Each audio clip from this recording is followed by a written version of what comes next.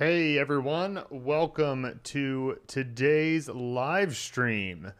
We're going to be covering some beginner phrases today. So if you're an absolute beginner, you will definitely find this very useful. If you're an intermediate learner, you may find it to be perhaps a little bit basic, but on the other hand, it's always good to go back to basics from time to time. So if you're just starting off, I'm going to show you how we like to approach learning some beginner phrases top down. But briefly, just wanted to point out, today we came out with a new video, which for some reason is not showing up here. Oh, here it is. It's because I put it in the wrong spot.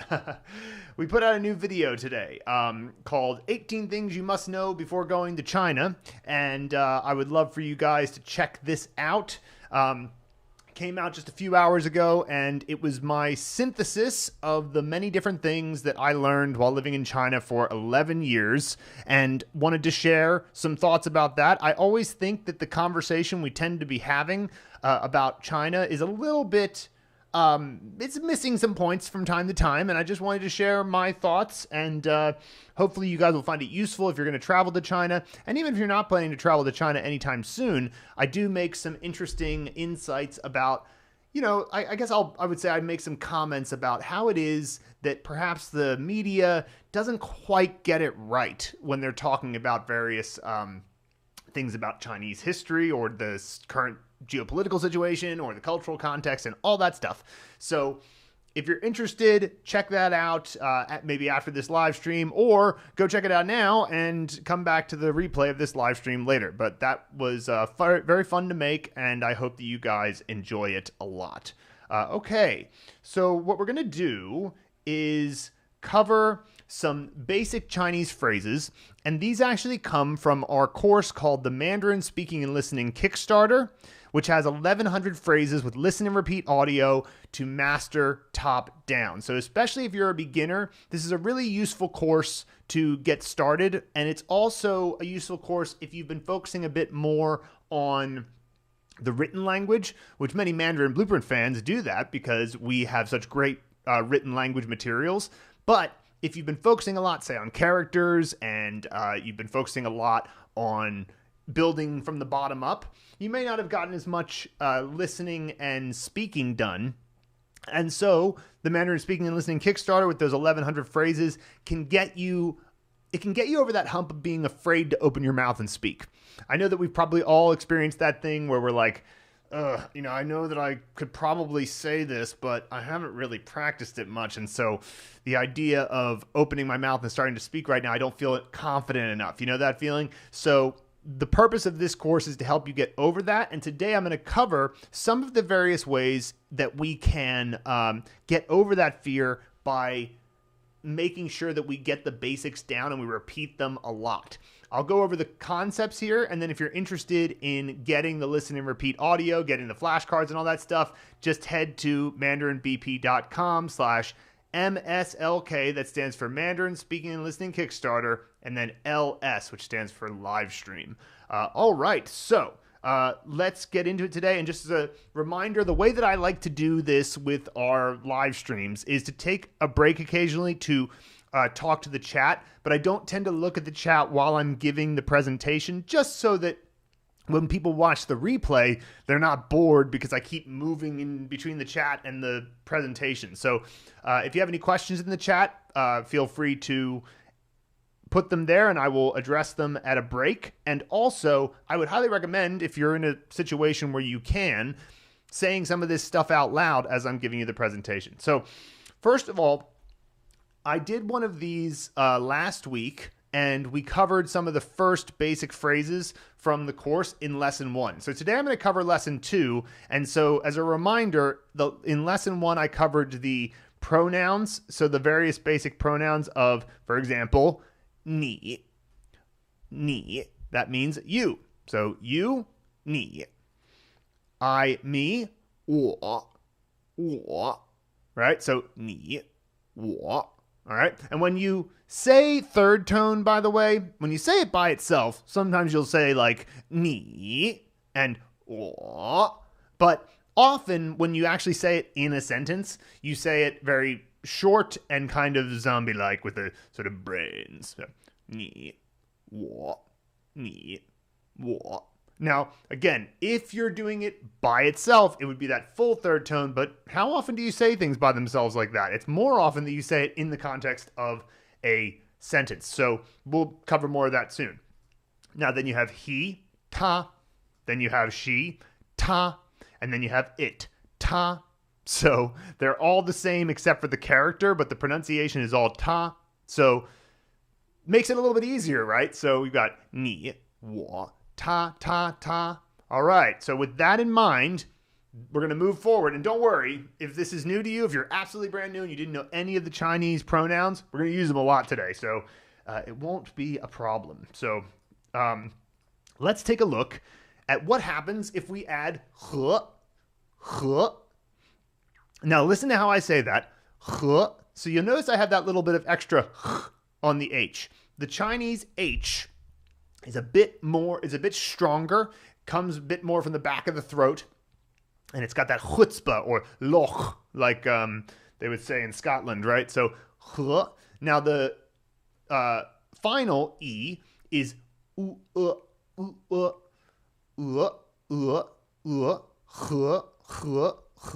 It's actually one of the harder simple finals. You have A, E, I, O, U, and U.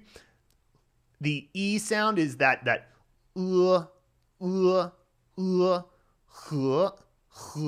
you'll notice that my mouth isn't moving because you don't need to move your lips, right? It all happens in like the throat. So this means and or with, depends on the context, but in what we're going to cover today, it means and. So, for example, you could say you and I. We know what you and I, the pronouns are, so how would you say you and I? Well, it would be 你和我, 你和我. So you and I, okay, 你和我. How about she and I? She and I. Well, what is he, she, and it?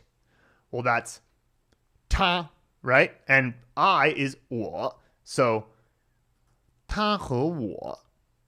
他和我, right? And 他, the t, little bit extra aspiration in Chinese. 他和我. Okay, how about he and I? Well, what's he? 他. So 他和我. 他和我. You and I, 你和我. She and I, 他和我. He and I, 他和我. What about you and he?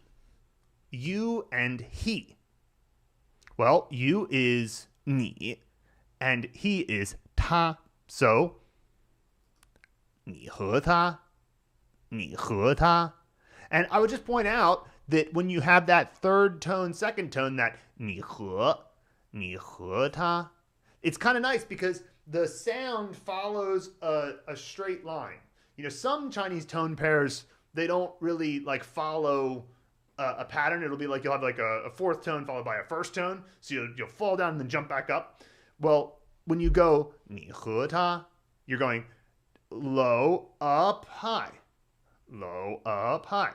你和他, 你和他, right? So that's nice. You and he. How about you and she? Well, I'm sure you get the theme here. And he, she, and it are the same. It makes things quite easy. 你和他, 你和他, right? He and she. Oh, now we're getting crazy. 他和他, 他和他, 他和他, right? So very straightforward when it's he and she. She and he, well, guess what? Same thing. 他和他, 他和他.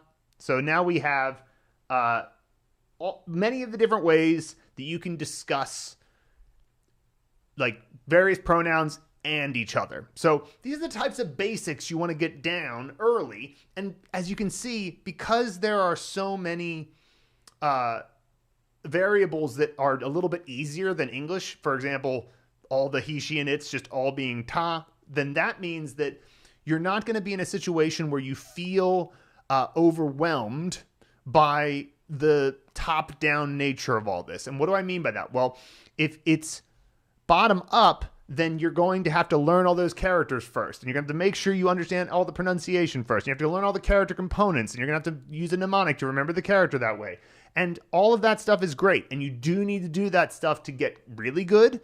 But there are certain things in the language that you can understand without having to do all that, right? You can just get the idea of, okay, I can learn 3 pronouns, 你, 我, 他, and of course, 他 applies to any he, she, or it. So great. 你, 我, 他. Okay, awesome. And then I learned this one word for and, 和, and now suddenly I can say all these different things here. So let's go ahead and introduce another variable, which is the concept of do, which means both or all. Do. And Chinese people do use this a little bit differently than we do in English in terms of how they say both or all, but it all makes sense once you like sort of see it. It's not like it's impossible to understand. It's just a little bit different than we might be instinctually wanting to say, but I'll explain how. So first of all, a reminder from the first stream that I did about these Chinese phrases that 好 means good, fine, or okay, and probably a lot of you guys know 你好, which just means hello, and it's the you good. So we're gonna incorporate 好 in this section, and then 很. This is the character. A lot of people learn it as meaning very, but most of the time it actually just means is. It's just a conjunction meaning is, and that's when you are connecting a noun with an adjective. So if you're saying he is fine or he is good, 他很好. Okay? So that is, in that case, it would not mean he is very good, because think about it. For those of you who know a little bit about Chinese, if you don't use 很 to mean is, then how do you say is? The only possible, then how do you say is for connecting a noun with an adjective? You can use 是 for a noun and a noun. You know, 他是老师. He is a teacher, but that's a noun connected to a noun. For a noun connected to an adjective like 好, then how do you say is without 很? And the answer is there is no way.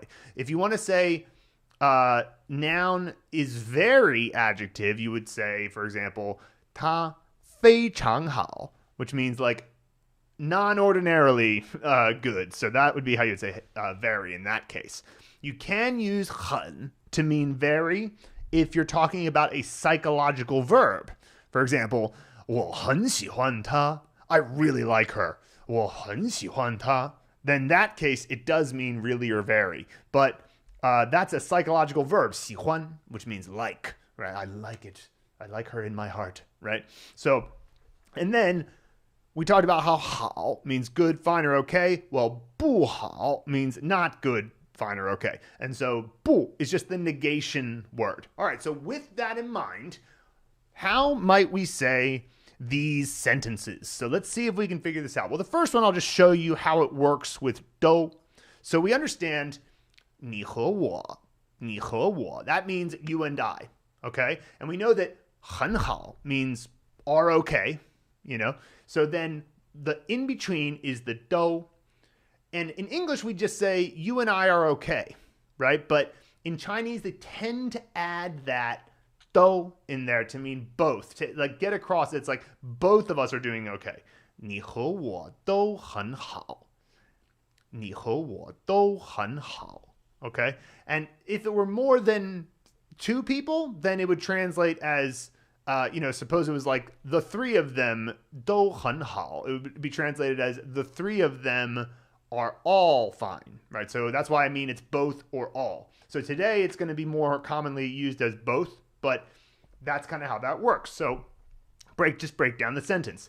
你和我. We know how to say that. That's easy. It's just the pronouns plus 和 to connect them.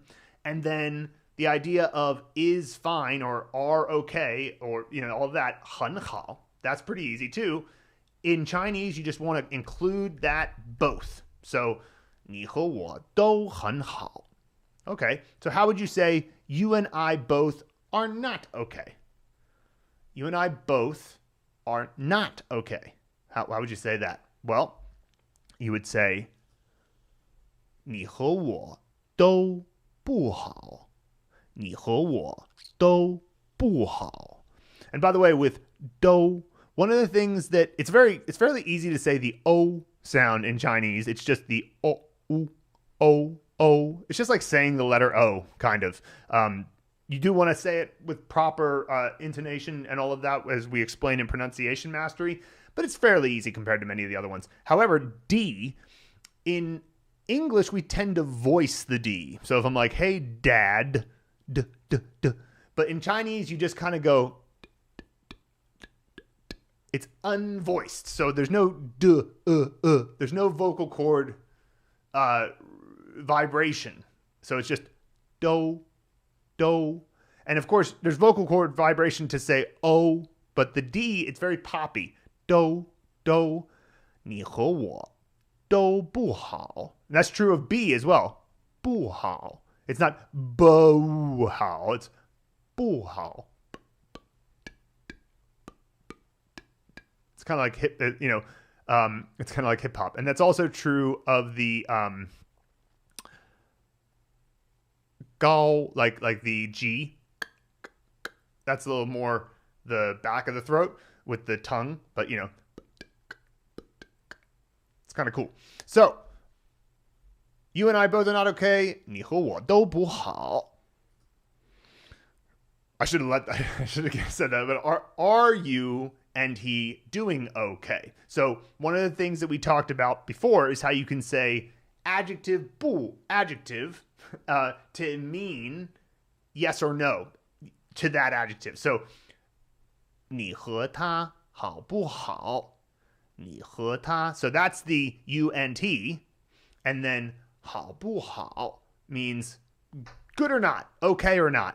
That's a way of saying that. Like you'd say, 好 would mean yes, and 不好 would mean no. And so by asking 好不好, you kind of get across that idea of it's a question.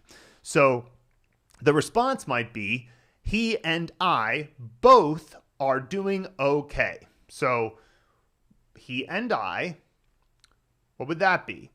他和我. And then both, 都. So 他和我都. And then doing okay? 很好. 他和我都很好. 他和我都很好. 他和我都很好. Right? I'm repeating it several times because part of the process of getting good at the early Chinese phrases is a lot of reps. Whenever you're learning something top down and you don't know the characters yet, there's no way around it. You just gotta get those reps. But there's two reasons for this. One of them is because it's hard to retain any new information that's not based in a foundation. That's why bottom-up learning, like suppose I had learned all of the character components in this, and I had come up with mnemonics to remember the individual pinyin pronunciations and tones. We teach you this in the Henza movie method. But, and I did all of that stuff, and I learned the words, and I saw them in sentences, and all that stuff. That's great. Okay, fine. Then you arrive at this sentence, and it's fairly easy to remember because you have such a good foundation. If you have none of that foundation, that doesn't mean you can't memorize it, but it does mean you need more reps. But the second reason you need a lot of reps is that, especially at the beginning, there is a fair bit of muscle growth you need to do. You need to build your mouth muscles up. And luckily, mouth muscles are small, so it doesn't take as long as building up your quadriceps or something. But it is something that is the most physical aspect of this sort of journey of Mandarin acquisition, okay? So also, I would say that another element to this that's important to understand is that it builds up neural dexterity as well. Just the fact that you can quickly, by getting a lot of reps, be able to say, 你和我都很好, 他和我都很好. Just being able to quickly say those things is very helpful. So those three are three of the main benefits of getting a lot of reps in those early stages. Okay. Are he and she doing okay? Are he and she doing okay? All right. Well, we know that he and she is 他和他, 他和他, right? And we know that asking okay or not is 好不好. So what would that be? It would be 他和他好不好?他和他好不好? All right? And so he and she both are not okay. He and she both are not okay. Well, we know it starts with 他和他. What's nice about the call and response in Chinese is like, we'll say, in English, we'll say, who is he? And then respond, he is Jerry or something, right? In Chinese, it keeps the same structure for the question and answer. So we know if the question was 他和他, then we can start with 他和他. Okay? 他和他都不好. 他和他都不好. 他和他都不好.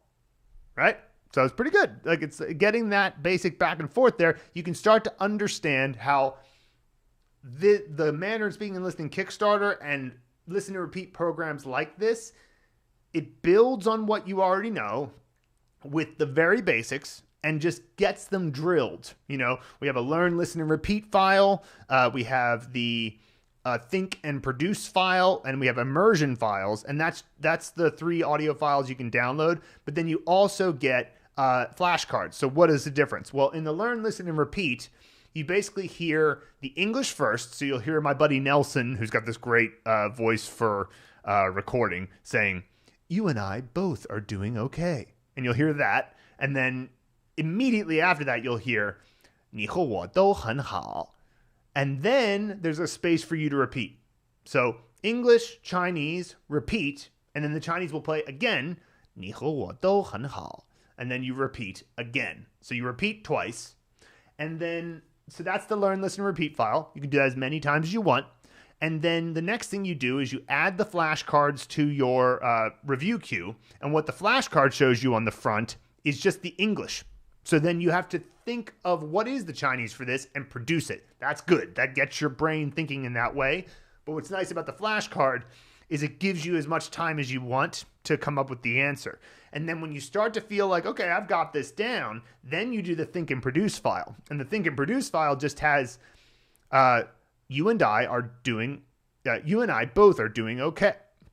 And then immediately you're supposed to produce the Chinese, and you only have a short time to do it, right? Because the audio file is just going to keep going, right? So you and I both are doing okay. 你和我都很好. And then you'll hear the Chinese. 你和我都很好. And then you repeat again. 你和我都很好. So the think and produce file, you get 2 reps. The learn, listen, and repeat file, you get 2 reps. You get a rep or a couple of reps when you do it in the course platform. And then you get the flashcard reps. So that's all there.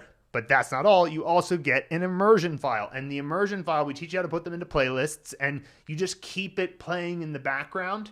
And it's just such a great way to get started with your Chinese learning experience, which is why we called it the Kickstarter. So if you're interested in that, mandarinbp.com/MSLKLS for live stream. Mandarin Speaking and Listening Kickstarter live stream. MSLKLS. Okay, so let's take a moment here to take a look at the chat, take a little break, see what you guys are saying, and have any kind of discussion around this. Okay. So let's go up and see what's going on. All right. So Tara Chan asked, 你住在中国很久了? Well, I did. I don't live there anymore. I used to live in China. I lived there for 11 years, but not anymore. So let's see here. I'm just starting to actively learn Mandarin for the last 6 months. It's been passive listening. Awesome, Laura. I don't know which website you're referring to there, Dale. I might have said something, but if you can just remind me, I'd be happy to share it. Let's see here. I want to be friends. Nice. You guys making friends. And that's what's nice is like you're in a community of Mandarin learners here. So totally, please make connections, you know. Study buddies are really helpful. Yeah. This is definitely the beginner one, Nog violin. Let's see here.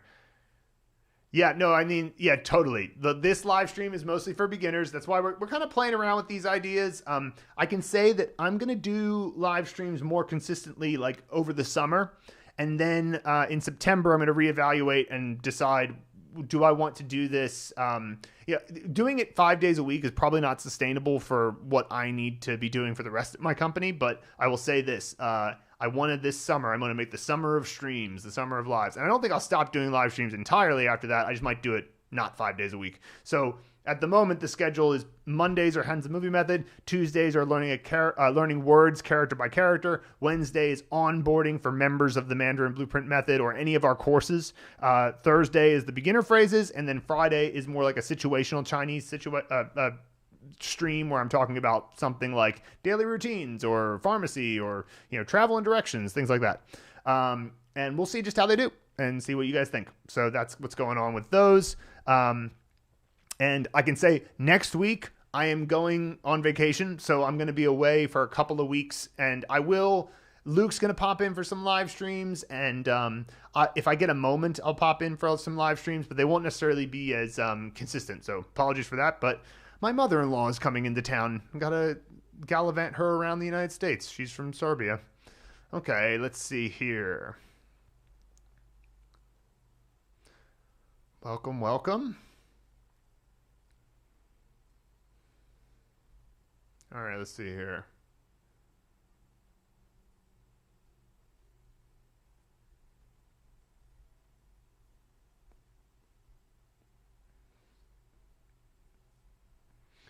Yeah, I mean, this is an interesting thing that Apple's saying here about it's one of those things where it's a convention to say "war" first, but it's not necessarily wrong. And what I'm trying to go for here with the construction there, so okay, so imagine you're an absolute beginner, right? And you're you literally know nothing, and in English, we don't say I and you, right? We don't do that in English, right? So it's not wrong to say 你和我 in Chinese. It's just not a convention to do that. And so if you're trying to get down basics of grammar and you're trying to get down the basics of how to construct a sentence, and you have to keep flipping it around compared to the English, that can be very tiresome. So the idea there is that if we go 你和我, then I can directly translate it as you and I, and there's no confusion there in the listen and repeat. Let's see here.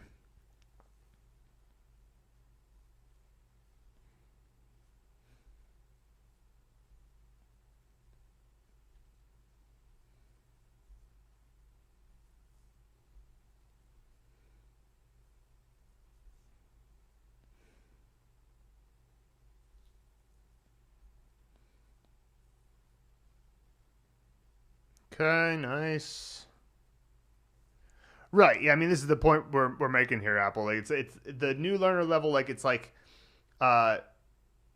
also, I mean, bear in mind too that we have Chinese folks on our team, and so we always run things by them, and everybody has basically agreed that this is fine to teach it that way. So because we're not what we're trying to teach here is let me try to think of the best way to think of this. It's you don't want to only think about the level you're at. And what I mean is that the level of analysis. So it's you can look at any individual sort of sentence or phrase and nitpick it, but then you have to consider the long-term range of what somebody is doing. If you're trying to get a sense of grammar, a sense of the basic structure of things, the sense of how to make certain sounds in a certain way, you have to decide, okay, what's the key for the long-term health of somebody who's learning this, not just what I call the well, actually type of response. And I mean, I know that's you're just trying to help out, Apple, but there can be that sense of missing the big picture for a little detail, and so we just try not to do that. At least certainly I do. I try not to get caught up in the details, because that's the type of thing that can really hold you back overall. All right, let's see here. 非常难. Okay, let's see here. Oh, where was I? Let's see. Yes, this is a part of the Kickstarter, Dale.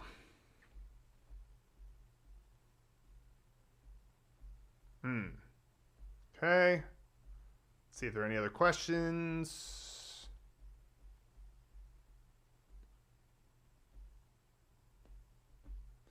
What's the live stream website you keep talking about? The live stream website. What was I saying? The live stream website. I mean, I think I'm just talking about the streams I'm doing on YouTube, Dale. I'm just saying that, like, I could be, maybe I'm forgetting what I was just saying, but I'm saying that the Mandarin Speaking and Listening Kickstarter, that's a course that we have that we, is available at our website. But the YouTube algorithm is like, or not the algorithm, the YouTube streams are what you're watching right now. So I'm just saying that, like, every day I'm going to be doing these for the summer.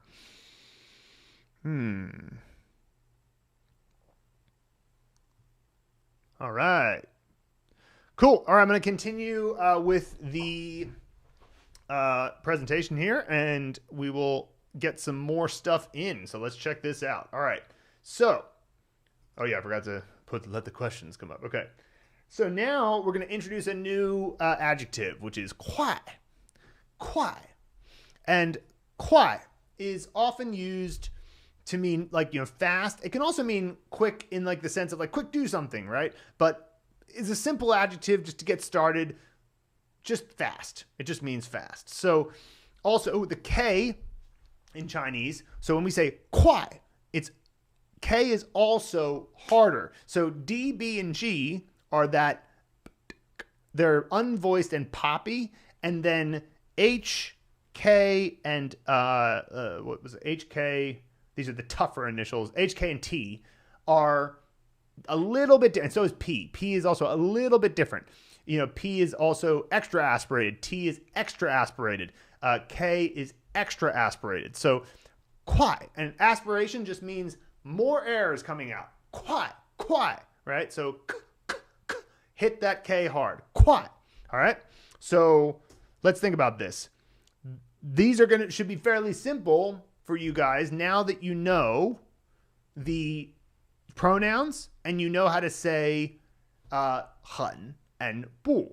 So take a look at these, and if you're a beginner, see if you can produce some of these without me even having to show, right? So I'll give you a second to think about the first one, right? So he is fast. 他很快. 他很快. Right? So this is a fairly straightforward one. And the rest of them, if you get this, the rest of them should be pretty straightforward, right? But a couple things on pronunciation. 他很快. So here we have three initials that are all a little bit more intense than English. Like, 他很快. Now, obviously, I'm overemphasizing it right now, but 他很快 is pretty accurate to, like, how it would be in Chinese, in native Chinese. And it's like, it's more aspirated, more intense. And also, the tone changes here. So, 他很. So we have ta, which is at the top of your vocal range, and then 很, which is at the bottom. And then you go back up to the top and quickly go down. Because fourth tone, a lot of the mistake that people make with fourth tone when they're learning is that they don't start it high enough. Fourth tone actually starts all the way up there where first tone is. So, 他很快. Right, so it's like it's up there. 他很快. 他很快. 他很快. Right? Okay, now how would you say you are fast? You are fast. Well, what's you? 你. And what's are, or in this case is are, what would that be? 很. And then fast. 快. 你很快. Now, you'll notice here, though, it's 你, second tone, because there's no such thing as two third tones in Chinese. The way that it actually is, if you have two third tones in a row, the first one turns into a second tone. 你很快. 你很快. Okay? So, you are fast. 你很快. I am fast. Am I? 我 or 我很快我很快 right? So here we have, again, 2 third tones. So the first one turns into a second tone. And here's the thing about this. Chinese doesn't show you this when you read the pinyin. Like, the standard writing of pinyin is to write the pinyin as it is for the character. And so there are 3 tone change rules that you just need to learn. You just need to know them ahead of time, which is yi, bu, and third tone. And here's an example of when bu changes. So ta 很快. That one's the same as the first one here, but 他不快. Now we showed it here. You don't normally show this. Normally this would be written as B with the 4th tone marker over the U, but we showed it here to show you this is the one instance in which you'll change it to a second tone. And it's because it comes right before a 4th tone. So 他不快, 他不快.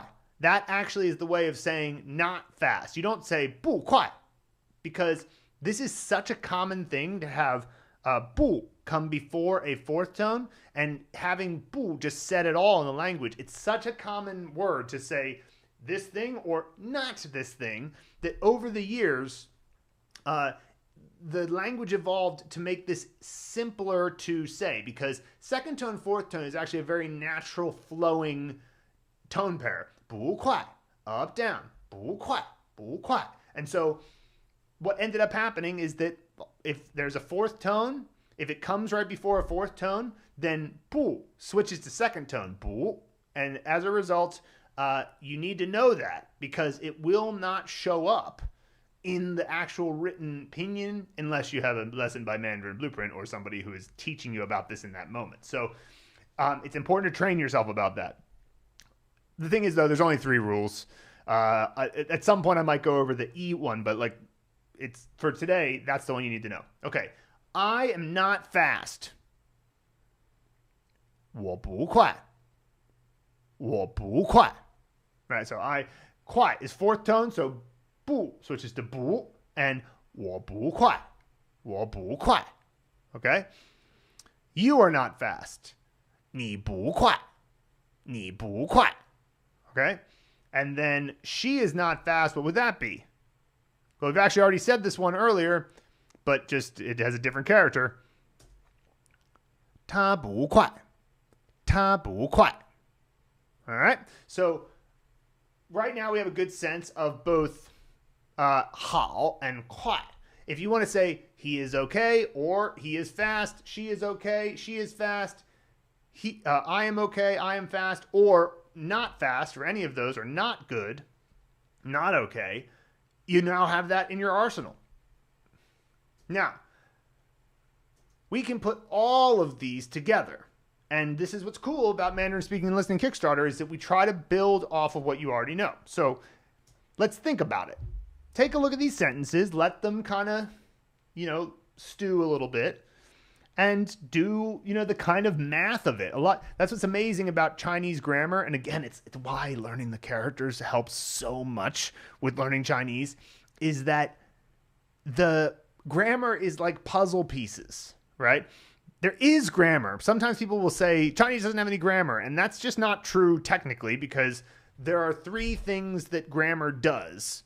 One of them is change the order of words in a sentence. Chinese does do that. It might add a word in a sentence that changes the meaning of the sentence. Chinese does do that. Or it changes the form of the word, and Chinese does not do that. There are no word form changes in Chinese. 吃, meaning eat, is always 吃. It never changes to something else. It's not like eat, ate, eaten, right? So therefore, it's easier to understand. If you want to say those different things in Chinese, you either add or remove other characters. But the character itself always stays the same, and that is actually a huge advantage. So we can just look at this. She and I. 他和我. Okay? Both, 都, are fast. 很快. Right? That's what it would be. 他和我都很快.他和我都很快. Right? She and I both are not fast. She and I both are not fast. 他和我都不快. 他和我都不快. Now, as Apple pointed out earlier, it's also okay and perhaps preferred to say 我和他都不快. The point is, though, you will be understood either way. 我和他都不快. 他和我都不快. Absolutely, you'll be understood. And it's also important to understand about Chinese and just language in general, but in Chinese in particular, the grammar is less important to get right than the pronunciation. If you get the pronunciation wrong, it's very hard for a Chinese person to understand you. But if you get the pronunciation perfect, then they can usually figure it out. It's like, oh, we probably would have said 我和他, but you said 他和我, and it was so clear that I got it, right? That no worries there. And honestly, they don't even think about it. In the same way that when you meet somebody who speaks your native language a little bit off because it's their second language, if you understand what they're saying, you forget about it really quickly. And this happens with me with people who speak English as a second language. I mean, in our company, there's a lot of people who speak English as a second language. And as long as I can understand like the basics of what they're saying, I forget that they're not, it's just, the communication succeeded, right? So pronunciation, especially at the beginning, is more important than grammar, in my opinion, because it's just so hard to understand. Like, here's an example. Suppose that somebody said, that is the toilet, versus the toilet is where, right? So like the first one, you might not have even understood what I said, but it was a guy saying with correct grammar, where is the toilet? And then the next guy says, the toilet is where? That's wrong grammar, but because the pronunciation is perfect, you wouldn't be like, what?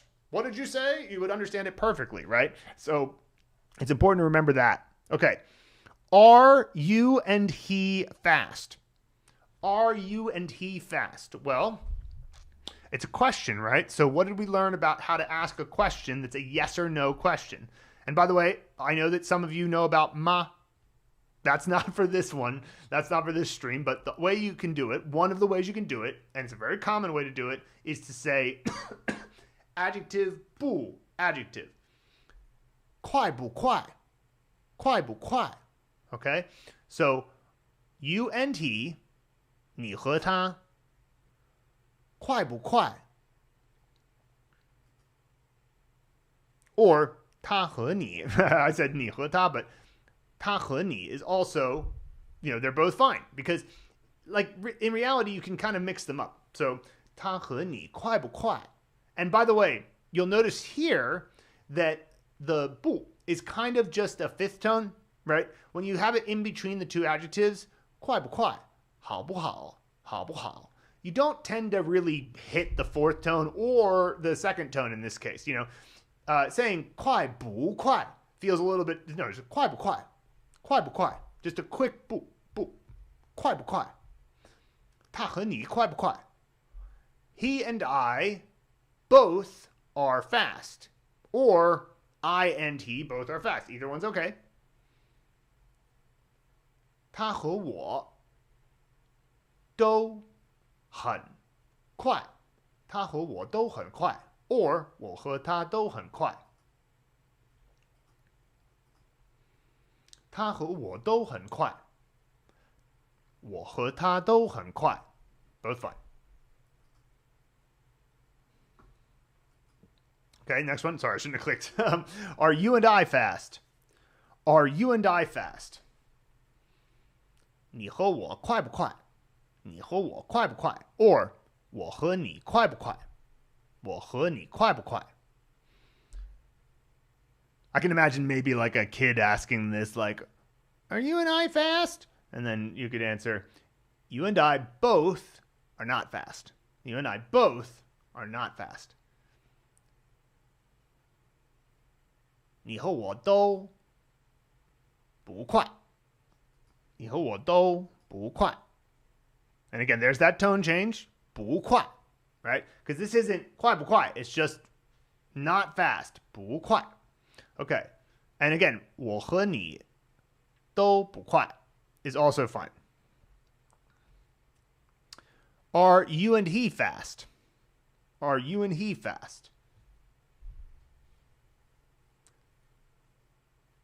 他和你 or 你和他快不快？你和他快不快？ So you and he, fast, not fast. And then finally, he and I both are not fast. 他和我都不快 or 我和他都不快. Nice. So as you can see here, you learn the pronouns, you learn a basic conjunction like 和, you learn another adjective like 快 to go along with 好, and you learn that thing that the part of the reason we put do in here is because it's one of those things that trips foreigners up. Like, people don't get used to having to say it all the time. And, it's not that there's literally no instances in which Chinese people don't say do, but they say it a lot more than we do in English. Like, we don't really say she and I both are not fast. We say she and I are not fast, usually. I mean, it's not, you could say she and I both are not fast, but we tend to say it in a context of like, it's like an emphasis. It's like, it's not just I'm not fast, she and I both are not fast. That's how we tend to say it in English. In Chinese, they use it a lot. They use do a lot. And so we wanted to get that in early so that you train your brain to start using do.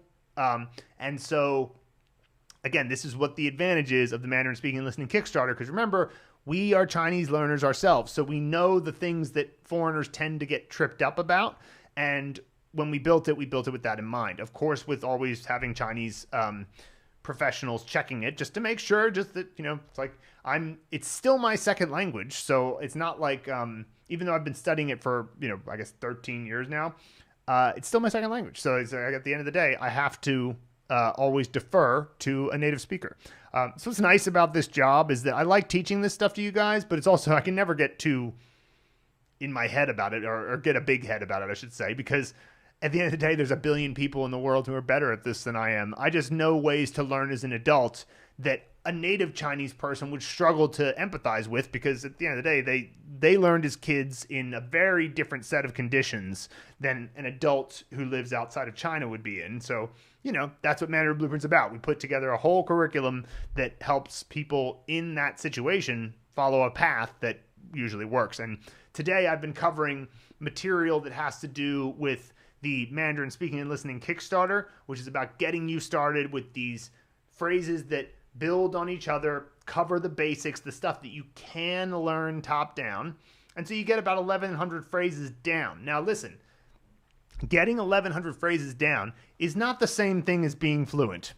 I don't have any interest in saying oh, you'll be fluent in 10 days if you take our Mandarin Speaking and Listening Kickstarter. No, that's not honest, and it's also not the benefit. The benefit of Mandarin Speaking and Listening Kickstarter is getting over an initial lack of confidence in opening your mouth and saying things. It's about getting your ability to quickly describe something that you need to say that's, maybe it's not a fluent conversation, but you can get your point across. And it's also to build up that muscle dexterity, that neural dexterity, and it should be used in combination with a bottom-up approach. So if you're learning the character components and the characters and the words and the sentences, and you're building on that in the right way of acquisition, which is to get comprehensible input, and you do this top-down work with Mandarin Speaking and Listening Kickstarter and our upcoming course called the Phrase Vault, then that combination is holistic, and it gets you to the point where you're just basically working on the two things that matter. One is foundational knowledge that will take you to long-term success. That's bottom up. That's the blueprint. That's our flagship course. That's, it's patent pending because it goes 9,000 lessons deep into character components, characters, how to learn characters, how to learn the most important words and all of that. It's very built from the bottom up, but you also need to recognize the end goal. The end goal is to speak confidently and get the basics down quickly so that you can actually have real conversations. So you need top-down work as well. And again, top-down work is where you just go, I'm getting this in my head, damn it. You know what I mean? Like, so that's what's up there. So let's go back, see if there are any other questions, and then we'll finish up for today. So let's get into the chat here again. All right. See where I left off here.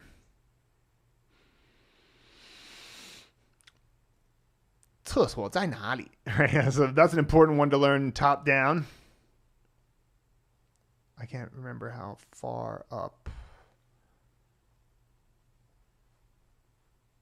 Yes, that's true. The Chinese verbs can be omitted in many cases. That's true.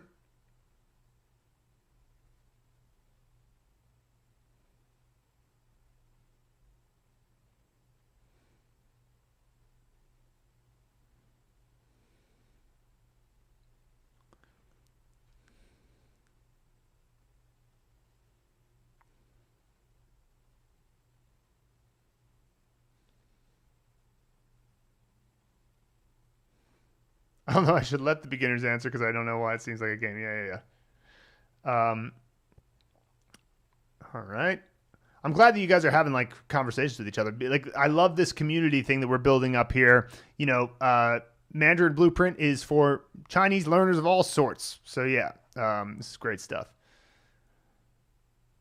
Yeah, Hong Kong style Mandarin. Like, yeah, I mean, China's just like any place where the people from different regions, they often have their own dialect. Mandarin, of course, is certainly in the mainland. Mandarin is very promoted, right? Like, so in every public school, they're definitely going to have Mandarin, but they'll also have the local dialect. I taught drums at a high school in Chengdu that was right next to Sichuan University. So it was the Sichuan University High School.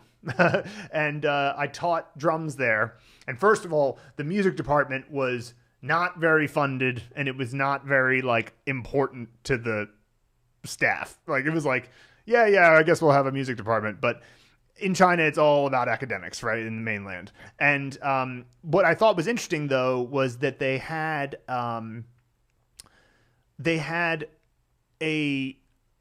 some classes in Mandarin and some classes in Sichuanese, and so they didn't want to give up their dialect entirely, but they also made sure that they got Mandarin in because Mandarin is like the common tongue of the country. So if everybody knows Mandarin, even if it's kind of like not exactly their second language, but their second dialect, like almost everybody has their own kind of local dialect as their main thing. But then they also know Mandarin in many cases. Obviously, there are a lot of boomers, so older people who never learned Mandarin. But if you're younger than, like, I don't know, 45 or 50, there was a lot of Mandarin in school. And that's why learning Mandarin is, very important.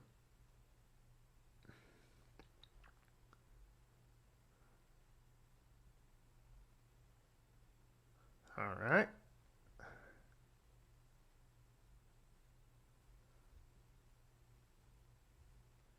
All right, cool. Let's see.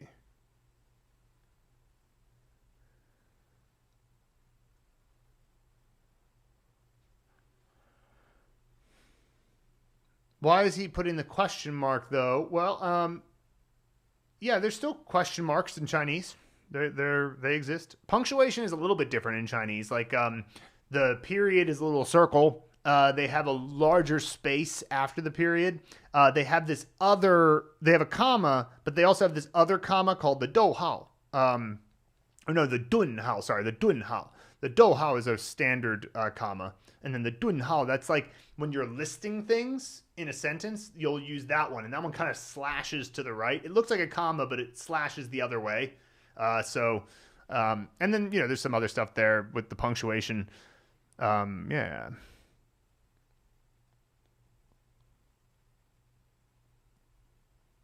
Oh, if there was a question mark, the one that wasn't a question, then that was just a mistake. Then I guess.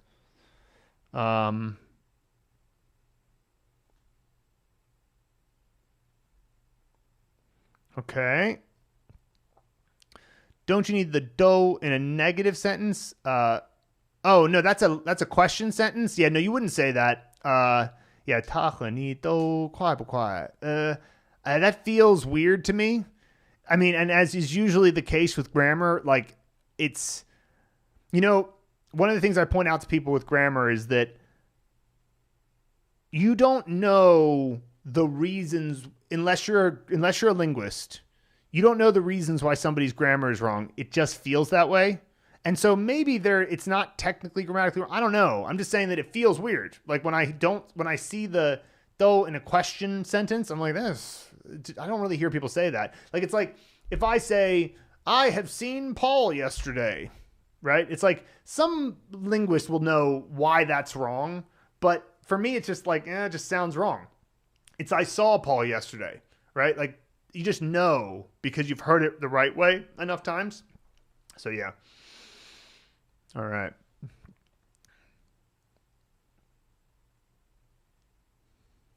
Xiang.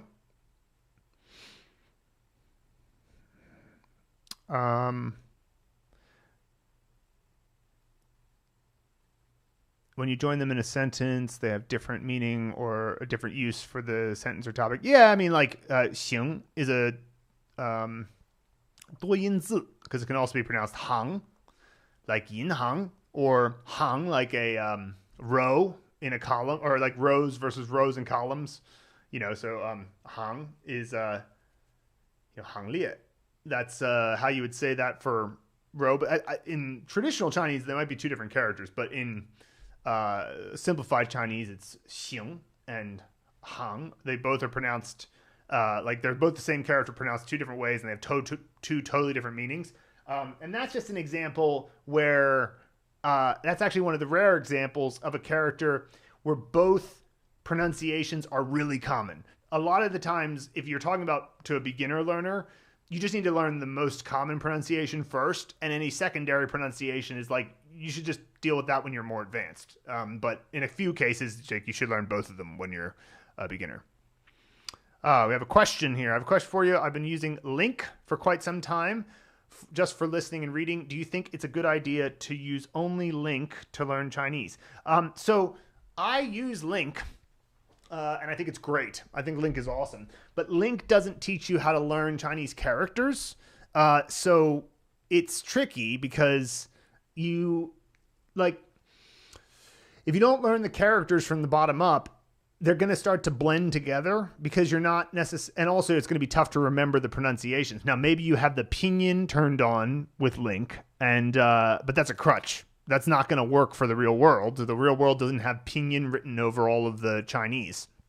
So, I would say that Link is good. Link is good for getting more immersion content, but you need to learn characters separately. So that's what I would say about Link.